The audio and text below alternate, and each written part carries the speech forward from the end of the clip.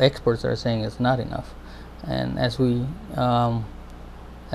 know of how the stock markets operate, the funds, it depends on the a level of what the stock market is going up and down. So it depends how much money is going into the trust fund, and if the trust fund is making interest or gaining capital.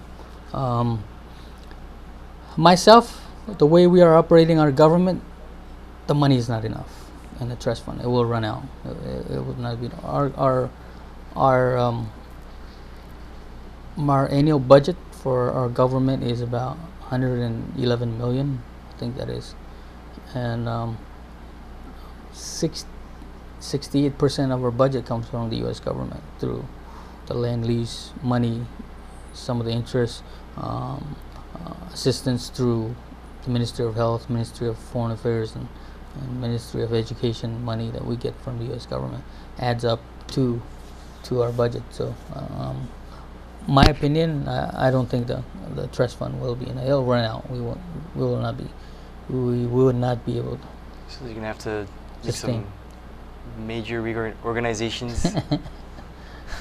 Yeah, Taiwan is also putting money into the trust fund also, but at this time, I think we need to relook at the trust fund and see how we can make sure that it will sustain our operation for the government when the stretch those dollars in. When the compact ends. All right, so you mentioned also the land use agreement and the Kwajalein landowners. Mr. Jack also raises another concern. Mm-hmm. He says, "It is my understanding that when the amended compact ends, the Kwajalein landlords who are leasing their land to the U.S. military will continue to be paid, while the RMI government will have to make do with interest off the trust fund," as you said. Can the government access this money through taxing or any other means to help sustain themselves in this financial hardship? That's true. If the land lease agreement is signed and the compact ends, the government will not, but the landowners will still get money.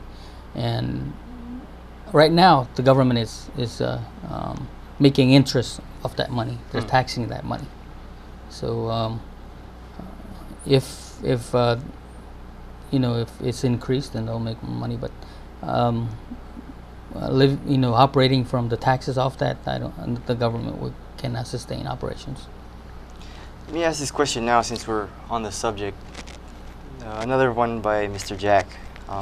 It stands to reason that with the amount of money that Kwajalein landlords will be receiving, they could very well participate in less than honest practices, such as bribery, etc. He says he's not accusing anyone of anything, but are there solid preventative measures and consequences to reduce, if not annihilate, these kind of practices by everyone in the government?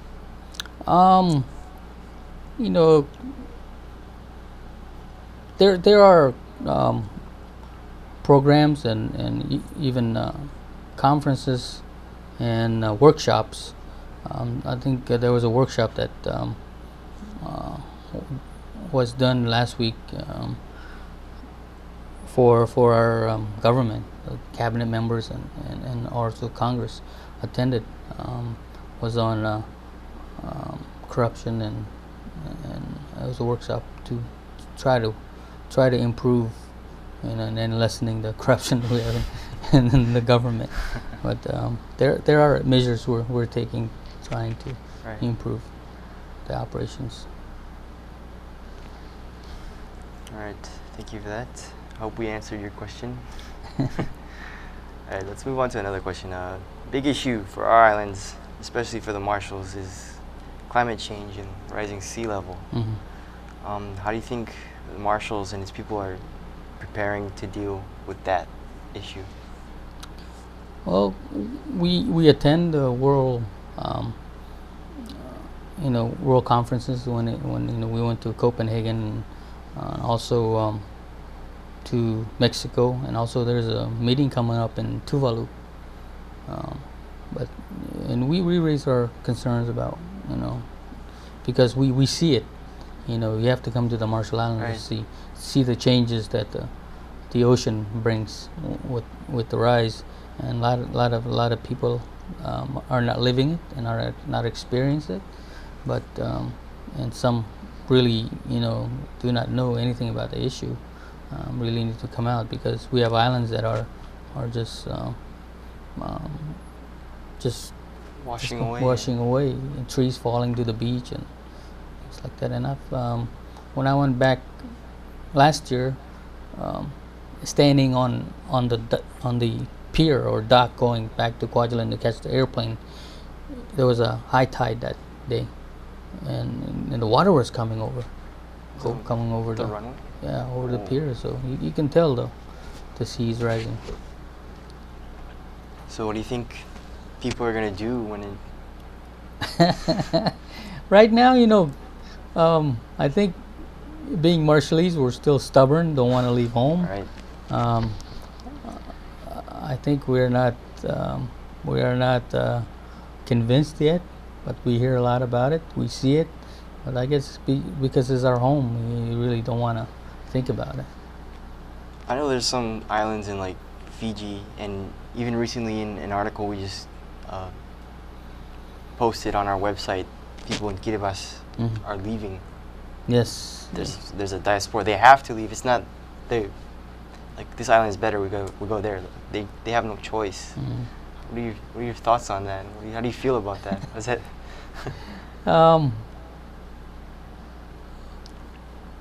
I think because they have a chance and they have a place to go to. I think the people in Kiribati and the economy in Kiribati also is not as it's worse off than in the Marshall Islands.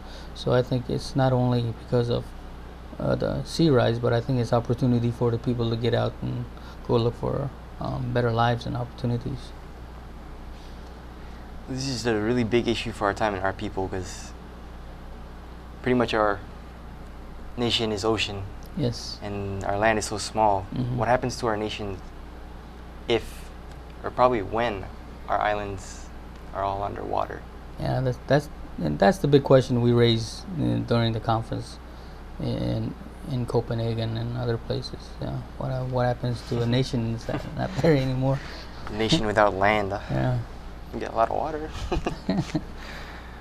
All right. We're gonna move on to this next portion. It's just some complaints and claims that readers have raised. Mhm. First off, there have been some concerns that some of the elected leaders have been elected illegitimately. Mhm.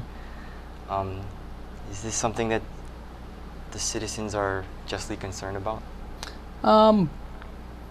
At the last election, there was questions, and I guess you can say that was true, but there's no proven what really happened, and they try to investigate. But I think measures were taken, and personnel were changed, and new regulations are in place for the coming up election next year. Right. So I think that concern is true, but facts and proof were not provided. There are some rumors that some government workers have been stealing money. How do you respond to that claim?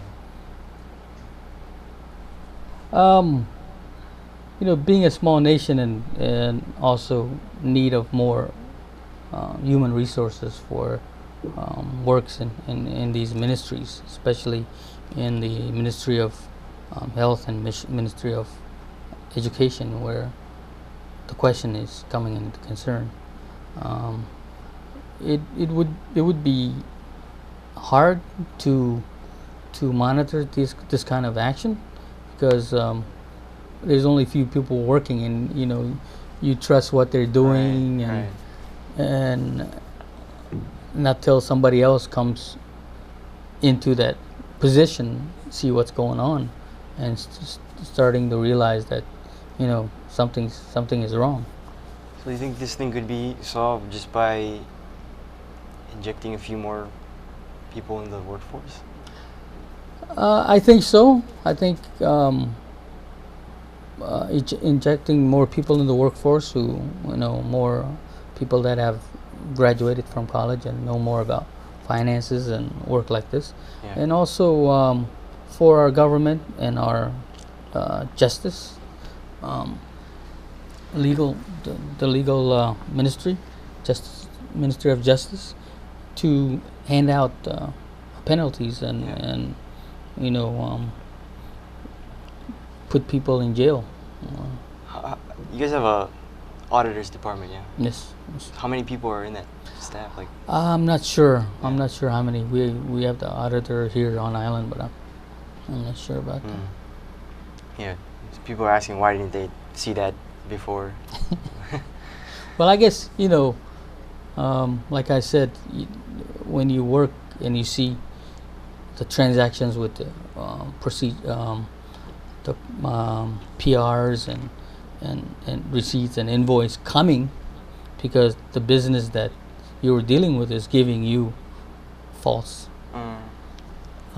Fabricating the Yeah, books. fabricating the invoices. You really don't until somebody else comes and finds out. It's different. All right. You mentioned Department of Education earlier. This is one question. Her claims that the scholarship money is meant for people of Iwa and Kwajalein and not for any other island. No, that's not true. There are the scholarship for the Republic of the Marshall Islands for everybody, and there's also a $100,000 scholarship for the Kwajalein people only, and that's approved by the scholarship board and the Kwajalein senators. So claiming that the scholarship money is just for the Kwajalein people, there is 100,000 in that scholarship fund that belong to the Kwajalein people for Kwajalein students. All right. Thanks for clearing that up. Yeah, we just get these questions. But that's all the questions we have for today. Okay. And we thank you very much for meeting with us and taking the time to do this interview. Once again, we're at RMI Consul office, Paua. I'm here with Noda Lojkar. Thank you very much. Thank you. As always, follow us on Twitter, see us on Facebook, subscribe to us on YouTube, check out our website here, or check out the description box below. If you'd like to share something and contribute to the fourth branch, we have a new email address, reportftb, here or also at the description below. Consul Lolag here. Thank you once again.